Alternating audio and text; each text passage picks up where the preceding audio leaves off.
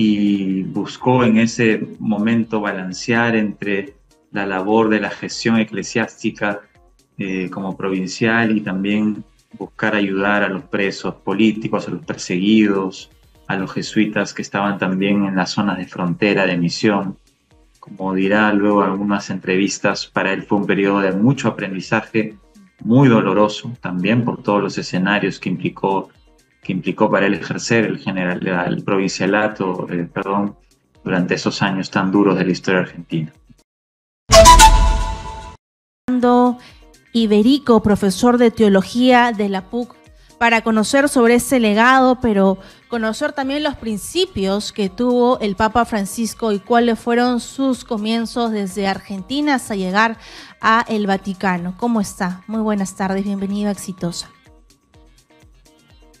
Gracias, muy buenas tardes. Bueno, primero lamentamos profundamente el fallecimiento del Papa Francisco en la mañana de hoy, hora de Roma, y nos deja un legado profundo, no solo un legado pastoral de su práctica, de su compromiso teológico, de su labor como pastor de la Iglesia Universal, sino también su vida, su testimonio, la manera en cómo ejerció estos años el pontificado ha sido claramente un testimonio de su compromiso con la Iglesia. Así es, vamos a extrañarlo en la Iglesia. Así es, su legado va a marcar la historia del país y del mundo, pero queremos conocer sus inicios, ¿no? Cuando él estaba pues en Argentina, tuvo también pues episodios de ser parte también de la comunidad cristiana allá en su país de origen, además que es el primer papa jesuita de la historia. Así es, efectivamente, es el primer papa jesuita de la historia, argentino, como bien lo ha dicho. Fue provincial de los jesuitas en un periodo muy complicado de la historia argentina durante la dictadura militar y buscó en ese momento balancear entre la labor de la gestión eclesiástica como provincial y también buscar ayudar a los presos políticos, a los perseguidos, a los jesuitas que estaban también en las zonas de frontera de misión. Como dirá luego en algunas entrevistas, para él fue un periodo de mucho aprendizaje, muy doloroso también por todos los escenarios que implicó para él ejercer el provincialato, durante esos años tan duros de la historia argentina. Y pues saber un poco más sobre el contexto, ¿no? De cuando él fue elegido como papa, sucesor de Benedicto XVI. Sí, bueno, es elegido papa el 2013, es una elección sorpresiva, es el primer papa latinoamericano, que muestra también la madurez pastoral, histórica de la Iglesia de nuestro continente. Asume un contexto muy complicado para la Iglesia, la crisis de los abusos sexuales, de poder, de autoridad, que conocemos también muy de cerca en nuestro país, y le tocó a él dirigir la Iglesia en ese contexto. Y las políticas vaticanas respecto a las cuestiones de abuso han quedado cada vez más claras, ha establecido protocolos, ha habido un compromiso muy serio para abordar estos temas que heredó del pontificado anterior y que Benedicto XVI reconoció ya por la edad, por el cansancio y por las enfermedades, no estaba en la facultad de poder lidiar, ¿no? Y le dio la posta al siguiente papa, que fue el Papa Francisco. Sin embargo, a diferencia de Benedicto XVI, el Papa Francisco estuvo las últimas horas cumpliendo un cronograma especial por Semana Santa, ¿no? Se conoció que visitó esta cárcel en Roma y luego salió también a dar la bendición. Hasta sus últimas horas de vida estuvo entregado a toda la comunidad católica. Efectivamente, es muy simbólico, ¿no? Inicia su pontificado pidiendo la bendición del pueblo de Dios y concluye su pontificado ayer, digamos, en este evento público, ¿no? Da la bendición Urbi et Orbi, que es una tradición de la Iglesia romana, y concluye con un breve tour por la Plaza de San Pedro, donde él da la bendición a los fieles y recibe seguro la bendición también de los fieles. Es una No sabíamos que era su última aparición en público, pero es un cierre simbólico, profundamente teológico, de lo que ha sido su ministerio como Papa, ¿no? Un trabajo comprometido con las personas, de escucha a las personas, y sobre todo de cercanía, de acercar a la Iglesia a la humanidad, ¿no? En los contextos tan complejos que nos toca hoy vivir, ¿no? Fue complicado para la Iglesia, para el Vaticano, el descubrir cómo quería hacer este periodo que él tenía esa responsabilidad con la comunidad católica. Se habla de que él, por ejemplo, se movilizaba en autos que sean sencillos, sus ropas eran sencillas, no ostentaba mayores joyas, y además tenía mensajes bastante potentes, ¿no? Y revolucionarios, como con la comunidad LGTB+. Para el Vaticano fue complicado el comprender cómo pensaba el Papa Francisco. Bueno, lo que dice es totalmente cierto, no es un papa de gestos. Y la fe no es solo una doctrina, la fe es ante todo la vida. Y su vida ha estado cargado de estos gestos como papa, ¿no? El gesto de los zapatos primero, ¿no? Del que se fijaron al inicio de su pontificado, los zapatos usados, andaba con su maletín de viaje, con una cruz y un anillo sencillos. Daba cuenta de la manera en cómo entendía el ministerio como pastor de la Iglesia católica, no un servicio.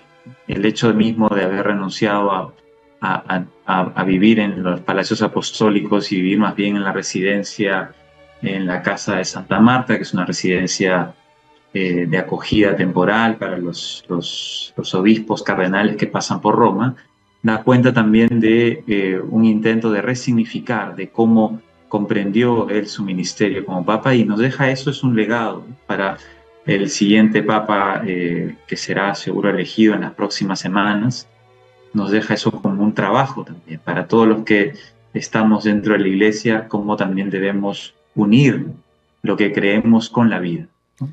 Y la misma ceremonia de los funerales ha sido totalmente simplificada, ¿no? Sí. Dice en una entrevista que quiere ser enterrado como cualquier cristiano, ¿no? Con lo más sencillo, lo más posible que sea, ¿no? Sin grandes parafernalias, lo que da cuenta que incluso en el momento último de la despedida que le daremos al Papa en los próximos días, quiere que lo recordemos como lo que él mismo siempre se entendió, ¿no? Un servidor humilde, sencillo, un seguidor de Cristo, pobre y humilde, como dicen los ejercicios espirituales de la Compañía de Jesús, ¿no? A la orden a la que perteneció. Así es, incluso él tuvo una postura política, ¿no? Y eso también fue bastante revolucionario y polémico. Por ejemplo, él mencionó en diciembre del año 2024, tras el bombardeo israelí en Gaza, dijo lo siguiente: ayer fueron bombardeados niños, esto no es una guerra, esto es una crueldad.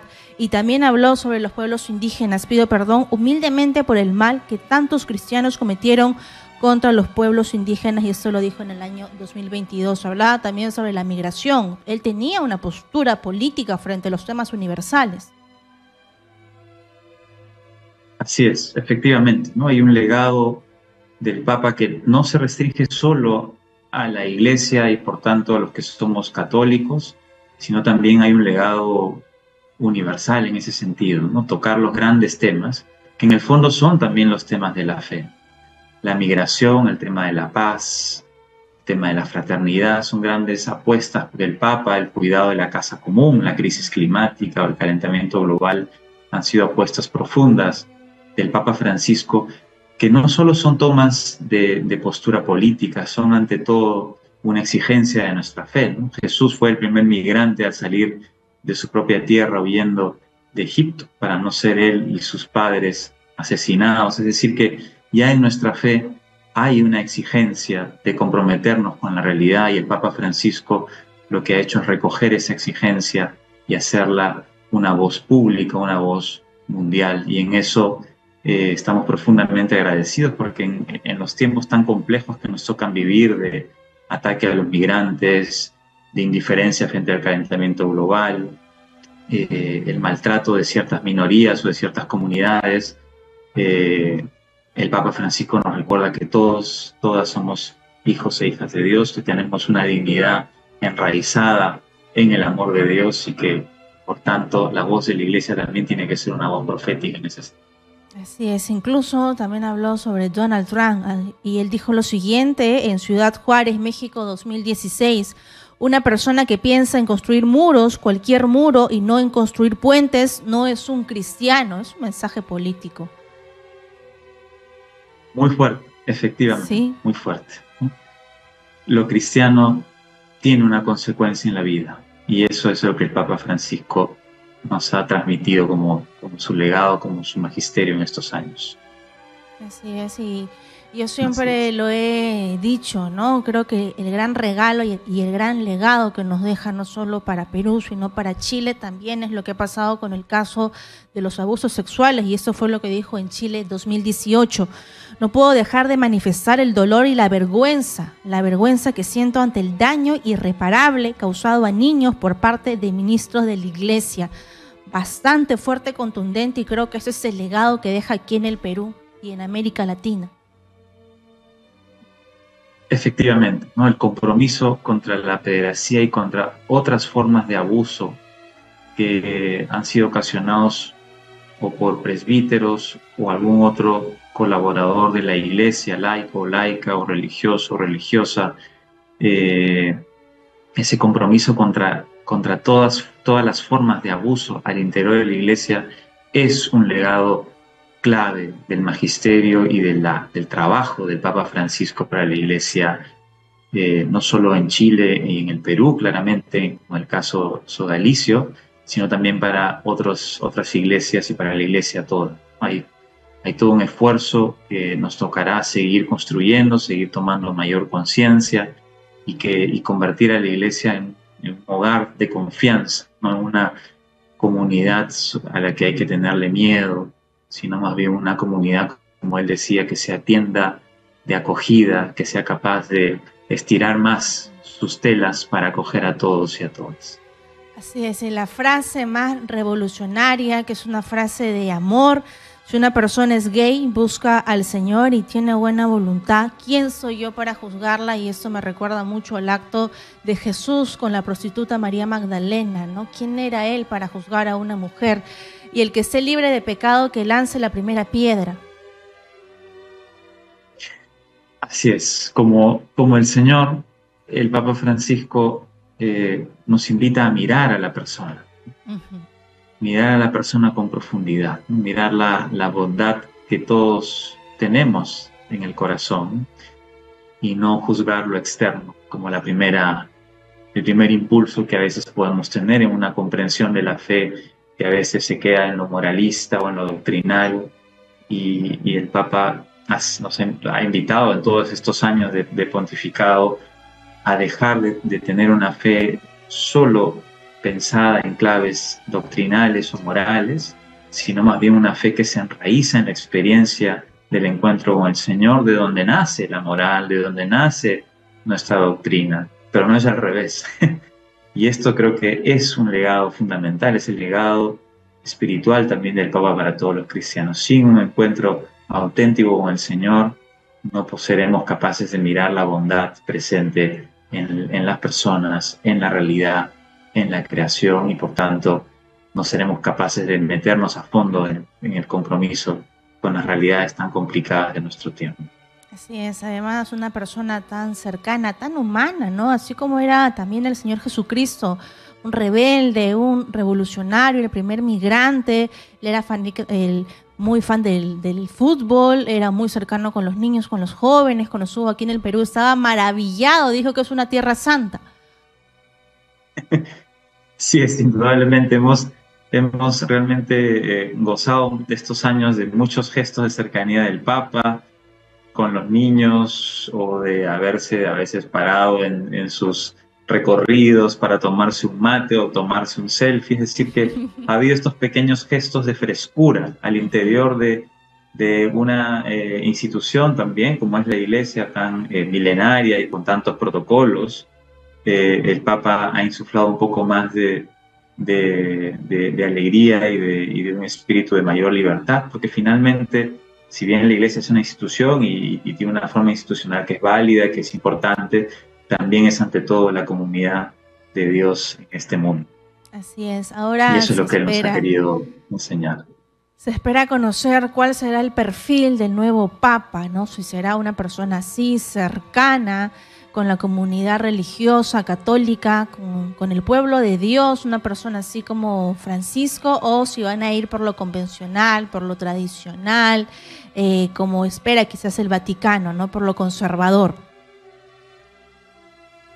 Sí, la elección del Papa es importante, se pone hoy día, estamos en un cambio de época, como decía el Papa Francisco, ¿no? Estamos en un escenario político, cultural, social, ecológico, complejos, y entonces la elección del Papa no solo tiene un impacto sobre la vida de la Iglesia, que por supuesto es central, sino también sobre la voz pública de la Iglesia frente a estos desafíos de nuestro tiempo. Lo que está en juego es si cómo seguimos construyendo el reino de Dios, acogiendo el reino de Dios en medio de nosotros, en medio de estas realidades tan difíciles como nos ha invitado el Papa todos estos años. Y lo que también está en juego es la reforma interna de la Iglesia hoy en esta clave de la sinodalidad, como la planteó el Papa Francisco en los últimos años. Así es. Muchas gracias a Rolando Ibérico, profesor de Teología de la PUC. Muchísimas gracias a ustedes. Muchas gracias. 12:49, somos Radio Exitosa, la voz de los que no tienen voz. Y lo que pasó el 28 de octubre del año 2024, del año pasado, fue que el Señor de los Milagros fue venerado en la Basílica de San Pedro, Ciudad del Vaticano, y el Papa Francisco era devoto de nuestro Cristo Moreno. Así que vamos a conocer también, antes de darle la bienvenida a nuestros invitados, saber que la presidenta Dina Boluarte y el presidente de la PCM del Consejo de Ministros se acaban de retirar de la Nunciatura Apostólica porque estaban presentes, y uno de sus voceros estaba brindando mayores detalles. Escuchemos.